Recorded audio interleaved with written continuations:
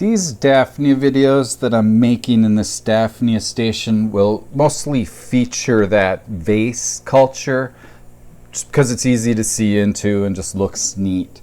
The things that happen around it are experiments I'm working on that I'm just trying to verify a thing or two, and I will share that as we go. Just they're learning experiences, but the video itself will mostly focus on the cylinder. So I had started this yesterday. Let me back up. If I was to start a brand new culture, right? Let's say I start with tap water. I would set this up without the snails and the Daphnia. And I would just let it sit there and percolate or aerate for a week just to off gas, right?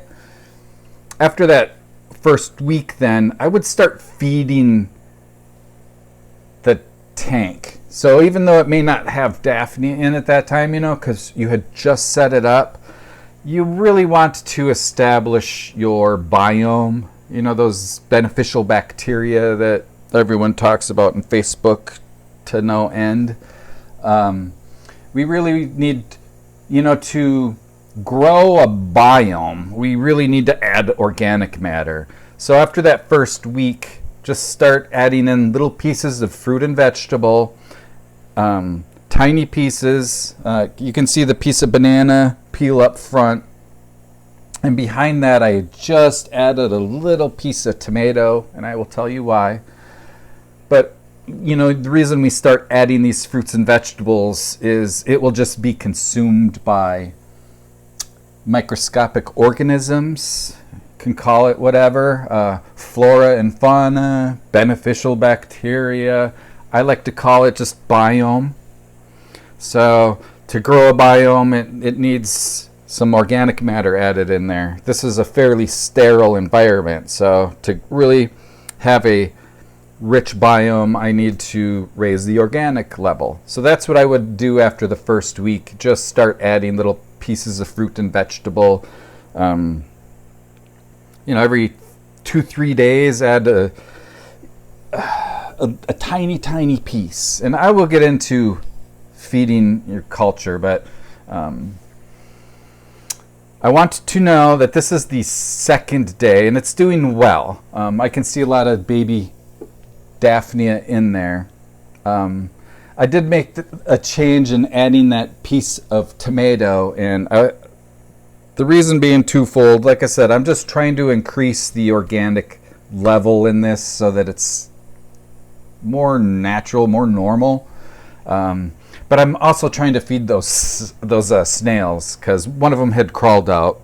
I put him back in. He was just on the outer lip, but when those snails aren't happy, they will crawl out. So I put in a little bit of tomato, mostly to satisfy those snails, and and everything's going fine. And you may notice that these Daphnia may start to look a little pale, and it's because there's a banana in there. You can see the water is a little tinted banana color.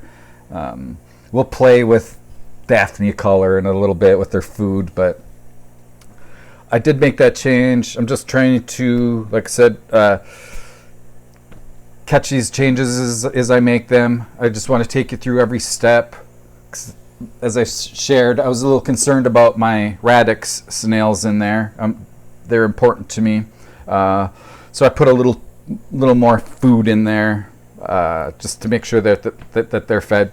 And, doing this will just support my Daphnia because the snail poop itself is microscopic rich. So between just the food decaying, its contents into the water and the snail's poop, and it's coming along really great. Seen baby Daphnia. All right. So that was the purpose of this. I just put in a little piece of tomato. All I wanted to share. The things on the side were was a substrate test. So I just want to introduce that a little better. I have a culture I am cycling. I sell these. This is only like a week and a half old. After a month or two, when the organic level is high enough, I sell those. The one next to it has a substrate now. So this one over here has no substrate. The one next to it has 2 eggshells in it, more to act as a substrate.